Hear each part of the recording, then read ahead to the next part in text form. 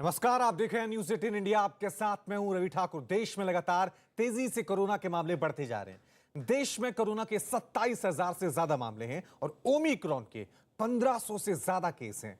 Corona के नए variant Omicron देश के 23 राज्यों में यह फैल चुका है। लोग कोरोना नियमों की अनदेखी करते हुए भी नजर आ रहे हैं। देश में कोरोना बढ़ रहा है, लेकिन अब भी लोग सही तरीके से ना तो मास्क पहन रहे हैं और ना ही सामाजिक दूरी का ही पालन कर रहे हैं। तो आपको बता दें कि किस तरह से पिछले एक हफ्ते में देश में कोरोना की रफ्तार जो है वो तेज होती हुई नजर आ रही है। ये तारीख आप देख सकते हैं, 31 दिसंबर, 1 जनवरी, 2 जनवरी, हर दिन कोरोना के मामले जो हैं वो लगातार बढ़ते हुए नजर आ रहे हैं। केंद्र सरकार ने कोरोना से रोकथाम के लिए राज्यों को फिर एक लेटर लिखा है। स्वास्थ्य सचिव की तरफ से राज्य और केंद्र शासित प्रदेशों को लिखी चिट्ठी में कहा गया है कि अस्थायी अस्पतालों का निर्माण शुरू हो। साथ में यह भी कहा गया है कि होम आइसोलेशन के मरीजों की निगरानी हो और निगरानी के लिए एक स्पेशल टीम गठित की जाए। हर जिले में कोविड कंट्रोल रूम बनाया जाए। स्वास्थ्य सचिव की तरफ से देश के तमाम राज्यों को यह लेटर लिखा गया है, जिसमें यह कहा गया है कि अब कोरोना के खिलाफ और थोड़ी सी ज्यादा पाबंदियां लगाने का वक्त आ गया है। इसके लिए अस्थायी अस्पताल बने और साथ में कोरोना कंट्रोल रूम भी बनाए जाएं।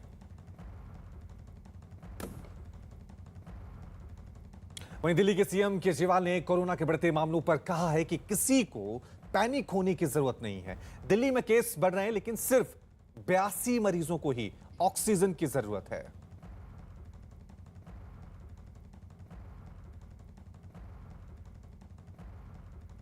पैनिक करने की, चिंता करने की जरा सी भी जरूरत नहीं है।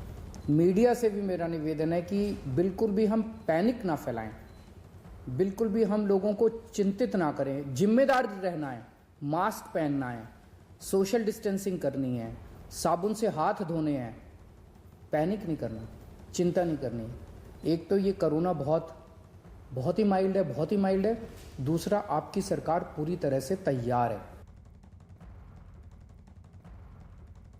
केवल और केवल दिल्ली में 82 बेड ऑक्सीजन के केवल 82 बेड ऑक्यूपाइड हैं और ये 82 बेड कई दिनों से इसी के आसपास चल रहे हैं। तो कोई भी पेशेंट ऐसा अस्पताल में नहीं आ रहा जिसको ऑक्सीजन की जरूरत पड़ रही हो। जिसको आज हमारी तैयारी है 37,000 बेड्स की। दिल्ली में आज दिल्ली सरकार 37,000 कोरोना के ऑक्सीजन बेड्स की तैयारी करके बैठी है कि अगर जरूरत पड़ेगी तो हम 37,000 बेड्स हमारे पास तैयार हैं।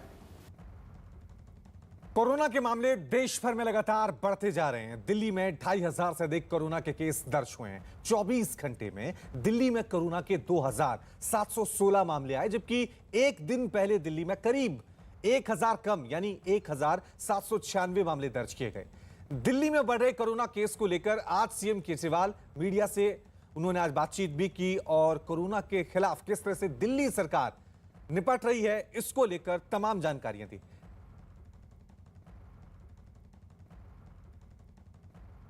दिल्ली में पिछले एक हफ्ते में कोरोना के मामलों में 9 गुना बढ़ोतरी हुई है, जबकि संक्रमण दर करीब 4 गुना बढ़ गया है। राजधानी दिल्ली में एक हफ्ते पहले 26 दिसंबर को 290 कोरोना के मामले आए थे और 27 दिसंबर को बढ़कर 331 मामले हुए। 28 दिसंबर को यह बढ़कर 496 हुए। 29 दिसंबर को केस 923 तक पहुंच गए और 30 दिसंबर को 1,313 केस और 31 को 1,796 और साल के पहले दिन 1 जनवरी को 2,716 कोरोना मामले दर्ज किए गए।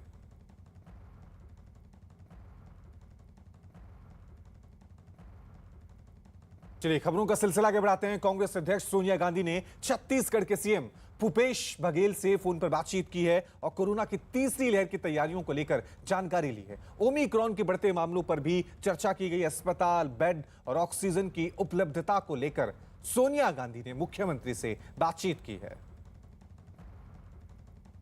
तो आपको बता दें कि कांग्रेस की जो अंतरिम अध्यक्षा हैं, उन्होंने भूपेश बघेल से बातचीत की है कि किस तरह से कोरोना के लगातार मामले देश के अलग अलग राज्यों में बढ़ रहे हैं, उसको लेकर राज्य में किस तरह की तैयारियां हैं, ऑक्सीजन बेड कितने हैं, कितने वेंटिलेटर है और किस तरह से कोरोना के खिलाफ ये जंग लड़ी जा रही है, इसको लेकर सीएम बघेल से सोनिया गांधी ने फोन पर बातचीत की है। अस्पताल, बेड, ऑक्सीजन को लेकर कितनी तैयारी है राज्य की, इसको लेकर सोनिया गांधी ने यहां पर यह बातचीत की है फोन के जरिए। तो देश के अलग अलग राज्यों में लगातार कोरोना के मामले जो हैं वो बढ़ते जा रहे हैं और यही वजह है कि तमाम राज्य अब अपने स्तर पर तैयारियां शुरू कर चुके हैं। तो उन्होंने चिंता व्यक्त की और मैंने पूरी जानकारी दी कि छत्तीसगढ़ में वैसे कोरोना बढ़ रहा है, कुछ शहरों में बढ़ा है, जिसमें रायगढ़ है, रायपुर है, लेकिन ये है कि जो ओमिक्रॉन है उसकी टेस्टिंग का हमारा सेंटर दिया गया है वो उड़ीसा है और उड़ीसा में सैंपल बहुत सारे पहुंच गए हैं, तो जाम की स्थिति है और कुछ सैंपल के रिपोर्ट आए हैं जिसमें ओमिक्रॉन नहीं था, लेकिन ओमिक्रॉन होगा तो फिर उसके हिसाब से भी ट्रीटमेंट होगी, लेकिन ऐसे कोई घबराने जैसी स्थिति नहीं है और सारी व्यवस्था राज्य सरकार की ओर से की गई है। जितने भी लोग RT-PCR में पॉजिटिव पाए जा रहे हैं उसके इलाज भी लगातार चल रहा है। वहीं पश्चिम बंगाल में कोरोना के मामले लगातार बढ़ते जा रहे हैं। कल से पश्चिम बंगाल में स्कूल, कॉलेज, सैलून, चिड़ियाघर और मनोरंजन पार्क बंद कर दिए गए हैं। वहीं महाराष्ट्र की बात करें तो 24 घंटे में नए कोरोना मामले बड़े तेजी से बढ़े हैं। शनिवार को महाराष्ट्र में कोरोना के 9,170 मामले सामने आए, जबकि एक दिन पहले 24 घंटे में मरीजों की संख्या 8,067 थी। महाराष्ट्र में ओमिक्रॉन के भी 6 नए मामले सामने आने के बाद राज्य में ओमिक्रॉन पीड़ितों की संख्या 460 हो गई है। मुंबई में कोरोना के 6,347 मामले दर्ज किए गए हैं। वहीं महाराष्ट्र के डिप्टी सीएम अजीत पवार ने कहा है कि अगर जनता नियमों का पालन नहीं करेगी तो केस और बढ़ेंगे। ऐसे में सरकार कड़े फैसले लेने को मजबूर होगी। मुख्यमंत्र्यांच्या स्तरावर टास्क फोर्सची मीटिंग झाली, त्याला राजेश टोपे बाकीचे सगळेजण होते। या संदर्भामध्ये साधारण दररोजचा आकडा लक्षामध्ये घेऊन किती पट्टीमध्ये पेशंटची संख्या वाढतीये ते बघून त्याबद्दलचा निर्णय घेतला जाईल। पण पेशंटची संख्या फार गतीनं जर वाढायला लागले तर नाईलाजाने अजून कठोर निर्णय घेण्याची।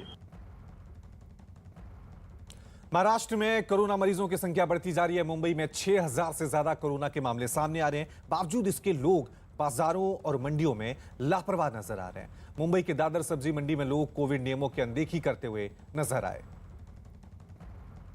मुंबई पे लगातार कोरोना और ओमिक्रॉन का जो संकट है वो बरकरार है। लगातार मुंबई में जो कोरोना के केसेस हैं वो बढ़ते जा रहे हैं। इस वक्त हम मुंबई के दादर सब्जी मंडी में मौजूद हैं और मैं आपको यहाँ की तस्वीरें दिखाना चाहूंगी। आप देख सकते हैं सुबह का वक्त है, कई सारे लोग इस दादर सब्जी मंडी में सब्जी की खरीदारी करने पहुंचे हैं, लेकिन सब्जी की खरीदारी करते दौरान लोगों को जो है वो कोरोना का कोई भी नियम कानून पालन करते नजर नहीं आ रहे। कई सारे लोगों के चेहरे पर आपको मास्क नजर नहीं आएगा, ना तो यहाँ सोशल डिस्टेंसिंग। आप देख सकते हैं किस तरीके से लोग एक दूसरे के करीब करीब खड़े हैं। ना तो लोगों को अपनी चिंता है, ना तो लोगों को दूसरों की चिंता है, क्योंकि अगर लोग खुद का ध्यान रखेंगे तभी वो दूसरों को भी कोरोना फैलने से बचा सकते हैं। लेकिन आप इस मार्केट की तस्वीरें देखकर ये साफ अंदाजा लगा सकते हैं कि मुंबई के लोगों को अब कोरोना का कोई भी डर नहीं लगा हुआ है। लगातार मुंबई में केसेस बढ़ते जा रहे हैं, लेकिन लोगों के मन में अभी भी कोरोना का डर नहीं है। लोग बेफिक्र होकर मार्केट और सार्वजनिक जगहों पे लगातार भीड़ इकट्ठा करते नजर आ रहे हैं। वहीं आपको बता दें, बड़ी खबर पटना से आ रही है। पटना के दानापुर एम्स के 2 डॉक्टर कोरोना पॉजिटिव पाए गए हैं। डॉक्टर अंडमान निकोबार से पटना आए थे। दोनों ही डॉक्टर को क्वारंटीन पर भेजा गया है। इधर पटना की नालंदा मेडिकल कॉलेज के 17 जूनियर डॉक्टर भी कोरोना पॉजिटिव पाए गए हैं। आपको बता दें कि पटना में 17 डॉक्टर NMCH अस्पताल में कोरोना पॉजिटिव पाए गए हैं। वही बात करें पटना एम्स की तो यहां पर भी 2 डॉक्टरों की रिपोर्ट जो है वो पॉजिटिव आई है।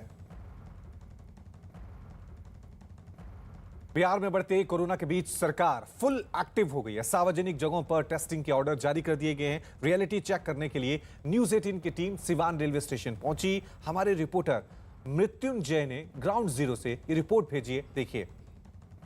बिहार सहित पूरे देश में कोरोना बढ़ते जा रहा है। लगातार कोरोना की संख्या में इजाफा हो रहा है। वैसे में ओमिक्रॉन ने दस्तक दिया है।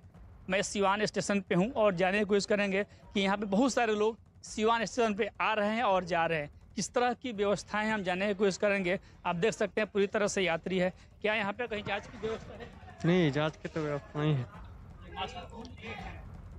और तो कहना यही चाहेंगे कि सभी लोग मास्क पहने और अपना सुरक्षित अपना से सेल्फ स्वयं बचाव करें।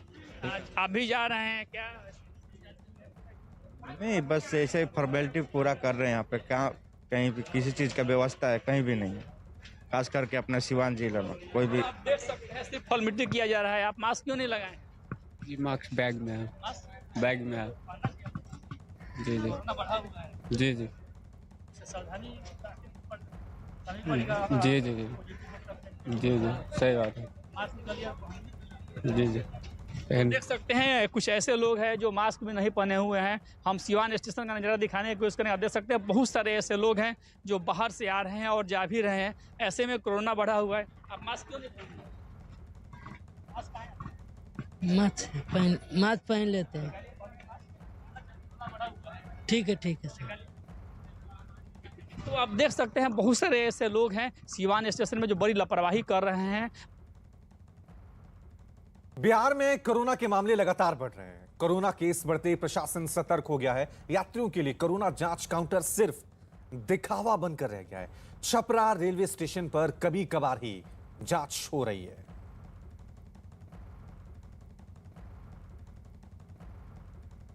वहीं कोरोना के बढ़ते मामलों को देखते हुए यूपी में अब अस्पतालों की तैयारियों को देखने के लिए मॉक ड्रिल की गई। इसकी शुरुआत 3 और आपको बता दें कि 3 जनवरी से की जाएगी। और इनके साथ ही सीएम योगी आदित्यनाथ ने कोरोना की रोकथाम के लिए कई निर्देश जारी किए हैं। इसमें कहा गया है कि सरकारी और प्राइवेट अस्पतालों में मॉक ड्रिल हो, वैक्सीनेशन की रफ्तार को और तेज किया जाए, सभी को वैक्सीनेशन के लिए प्रेरित किया जाए, वैक्सीनेशन के लिए आम लोगों से संपर्क साधा जाए, किशोरों को वैक्सीनेशन के लिए जागरूकता अभियान चले और बाहर से आने वाले लोगों की ट्रेसिंग और टेस्टिंग हो। जिलों में कोविड कंट्रोल रूम को एक्टिव रखा जाए।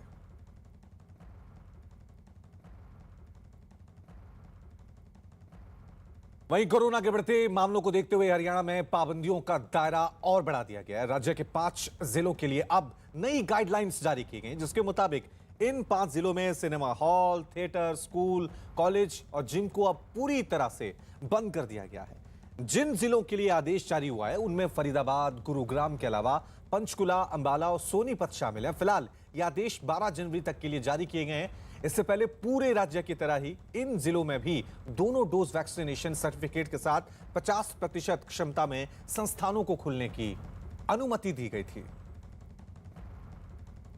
जिलों को 2 हिस्सों में बांट दिए। जिनमें ज़्यादा संक्रमण है उनको A कैटेगरी में रखा है। उसमें गुड़गांव, फरीदाबाद, सोनीपत, अंबाला, पंचकुला है। इनमें ज़्यादा सख्तियां लगाई गई हैं, बाकियों में भी सख्तियां लगाई गई हैं। यहाँ पर जो बाज़ार हैं वो 5 बजे बंद हो जाएंगे और सारे दफ्तर जो हैं वो 50% कैपेसिटी के साथ चलेंगे। School, college, polytechnic, coaching centre, creche, anganwadi सारे प्रदेश में बंद कर दिए गए। कोरोना की रोकथाम के उपायों के बीच कल 3 जनवरी से देश भर में 15 से 18 साल के बच्चों का वैक्सीनेशन शुरू हो रहा है। अब तक 3.5 लाख से ज्यादा बच्चों ने कोरोना वैक्सीनेशन के लिए रजिस्ट्रेशन और इसी सिलसिले में राज्य अपनी तैयारियों को अंतिम रूप देने में भी जुटे हैं। कई जगहों पर प्रशासन की तरफ से बच्चों के लिए बन रहे वैक्सीनेशन सेंटर का निरीक्षण किया गया। 3 जनवरी से शुरू होने वाले वैक्सीनेशन का रजिस्ट्रेशन 1 जनवरी से ही शुरू हो चुका है। वहीं लोकनायक जयप्रकाश अस्पताल दिल्ली के प्रबंध निदेशक ने 15 से 18 साल के बच्चों को वैक्सीनेशन को बड़ी सफलता बताया। अचीवमेंट है कि बच्चों को भी अब वैक्सीन इस महीने से चालू हो जाएगा और इससे हम जो बच्चों में ट्रांसमिशन का जो डर है वो कम होगा।